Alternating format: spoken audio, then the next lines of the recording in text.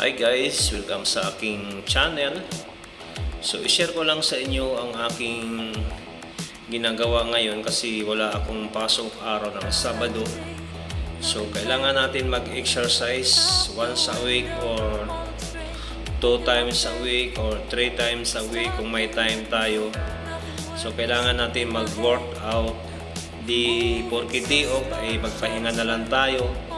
Higa-higa, Facebook or YouTube.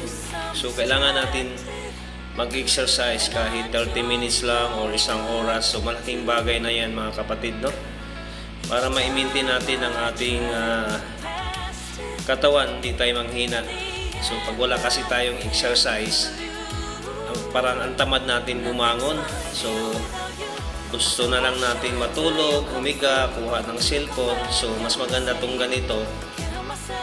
At least nakakatulong sa katawan natin at pag-iisip. So parang ang liksi-liksi natin kapag tayo nag-exercise. Lalo na sa mga ganitong pagkakataon na day off natin. So ganun lang ang ginagawa ko mga kapatid, no? So pag day off, ayaw kong nakahiga lang ako sa bahay namin maghapon, mag-Facebook, mag-YT. So kailangan din natin mag-exercise kahit isang oras or 2 oras para ma-maintain naman natin ang sarili natin, ang katawan natin. Kasi pag wala tayong exercise mga kapatid, para ang hina-hina natin kumilos, hindi makakalabas yung pawis natin. So mas maganda yung sa loob ng isang linggo mayroon tayong exercise na ginagawa. Paring tulong na rin sa katawan natin para hindi magbara-bara yung mga ugat natin mga kapatid, no? Lalo na pag mahilig tayo sa mga mantika na kinakain natin. So dapat mag-exercise tayo para yung mga cholesterol or ano pa, yung may sakit sa high blood, mataas ang cholesterol sa ating katawan. So dapat malusaw yan kapag ganito ang ginagawa natin, exercise. So hindi naman porque nag-exercise tayo ay nagpapanganda tayo sa ating katawan, nagpapamatso. So hindi yan ang paraan. Ang paraan dyan is hindi yan ang purpose. So ang purpose dyan is hindi tayo manghina. Kailangan palagi tayong malakas dahil sabi nga nila mahirap magkasakit. So dapat ganito ang ginagawa natin, no? Kung wala kayong time, pwede naman tayo mag-walking, mag-jogging kahit 30 minutes lang or isang oras. Malaking bagay na yun pag nag-jogging kayo or nag-walking kayo. So malaking bagay na yun. So, saka pag ganito lagi ang ginawa natin, ay parang ang liksi-liksi natin sa trabaho, hindi tayo nanghihina dahil yung mga ugat-ugat sa katawan natin na dinadaluyan ng dugo is tuloy-tuloy ang ano niyan, ang ano diyan, daloy ng dugo. So hindi siya nababarahan kasi yung pawis is nalalabas sa ating katawan. So malaking bagay ito pa nga ganito mga kapatid, no? So yun nga advice ko sa inyo mga kapatid, kapag tayo may day off sa isang linggo, so bigyan natin ng time ang ating sarili. So hindi lang puro tulog, kain, kasi hindi rin maganda sa katawan natin yan yung kain, tulog lang. So sa umpisa lang naman yan, kasi pag hindi mo maumpisahan yan, pag ang isip mo ay tinatamad ka, wala talaga mangyayari sa sarili natin. Kapag isipin mo yun, bukas na lang, tulog muna ako. So alisin natin yan sa ating sarili na puro bukas, mamaya. So kailangan natin, pag sinabi natin ay kailangan ko mag-exercise ngayon, so gawin na natin para hindi na natin makalimutan. Kasi pag tayo ay nakahawak na ng cellphone, wala na. Alam naman natin ngayon, marami ng ngayon sa cellphone, pwede ka mag-reels, pwede ka mag-YouTube. Kaya pag nahawakan mo na yung cellphone mo, wala ka nang time sa sarili mo para mag-exercise.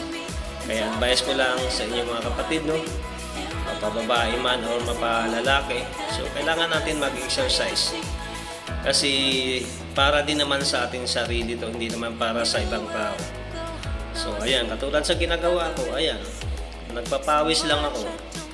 So at least dito kasi sa amin libre, hindi ka pa magbabayad, di mo kailangan magbayad. So dito kasi sa building namin libre. Ikaw na bahala kung gusto mong mag-exercise o hindi. So sayang naman yung pagkakataon na libre yung mga equipment dito sa aming building. So sinamantala ko na para maano ko naman, kaysa magbayad pa ako dun sa labas. Mahal kaya ang bayad sa labas pag ganito. Mag-sit-in ka lang ng isang oras, 20 pesos, no? 20 dirhams, magkano sa atin yan 20 dirhams? Nasa mga ano yan, nasa mga 400 ba? Piso? O at least dito libre. O, nag-enjoy pa ako, na-exercise ko pa yung katawan ko. So ayan, o.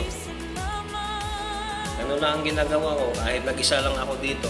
So nag-enjoy ako kasi ginusto ko to para ano, ayaw ko naman na manghina tayo kasi nagkakaedad na tayo, so kailangan i-maintain natin yung katawan natin na maging malakas. So ayan. Ayan yung ginagawa ko naman, umpisa, magaan, tapos maligat. Yung kaya mo lang yung kaya mo lang buhatin sa sarili mo, sa katawan mo. Kasi pag sobrang maligat, injured ang aabutin mo. Mga ganyan lang, yung mga kaya mo lang buhatin. Kasi ano lang naman to, papawis lang, hindi naman kailangan na magpalaki ka ng mga muscle. So kailangan mo lang naman dito is exercise para labas yung mga pawis, yung mga cholesterol mo.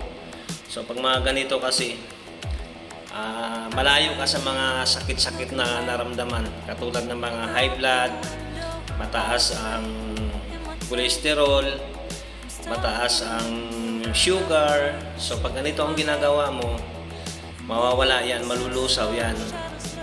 Kasi yung ugat-ugat natin sa katawan is tuloy-tuloy ang daloy ng dugo.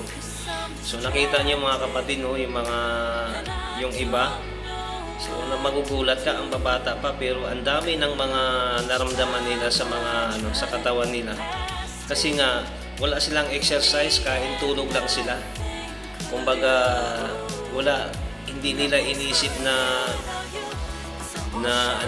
magkaroon ng improvement yung sarili nila na kailangan ko mag-exercise ako ngayon kasi malaki na tiyan ko.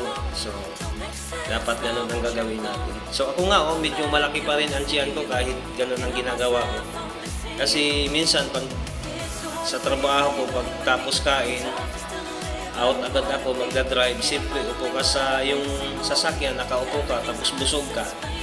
So hindi mo maiwasan na yung pagkain andyan siya dyan mo, hindi siya So sana nakatulong sa inyo itong sinishare ko mga kapatid, no? Kaibigan ko sa YT. Sana ay nakakuha kayo ng